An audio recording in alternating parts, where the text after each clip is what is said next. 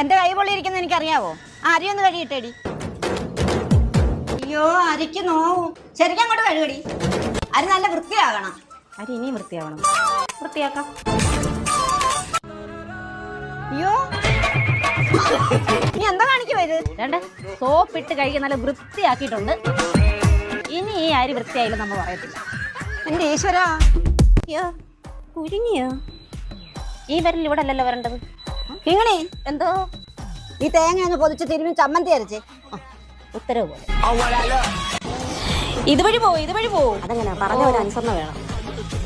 വേണ്ട പോകും നശിപ്പിച്ചു. ആ കാർ ഈ തേങ്ങയുടെ മണ്ടയിൽ കൂടെ കയറി പോയായിരുന്നെങ്കിൽ ഇവിടുത്തെ റോഡിന്റെ നടുക്ക് തേങ്ങയായിട്ട് നിൽക്കുന്നേ. അയ്യോ അമ്മേ, ഈ തേങ്ങ ഞാൻ എന്തിനാ ഇവിടെ വെച്ചെന്നറിയാവോ? ഏതെങ്കിലും വണ്ടി ഈ തേങ്ങയുടെ മണ്ടയിൽ കൂടെ കയറും, അപ്പൊ ഈ തേങ്ങ ചമ്മന്തിയാവും. അപ്പൊ ഈ തേങ്ങ പൊതിക്കുകയും വേണ്ട, തിരുമ്പുകയും വേണ്ട. അരഞ്ഞും കിട്ടും. കുറച്ച് ഉപ്പ് മാത്രം ഇട്ടാൽ മതി. എങ്ങനെയുണ്ട് എന്റെ ഐഡിയ? ആ തേങ്ങയുടെ മണ്ടയ്ക്ക് വണ്ടി കയറിയ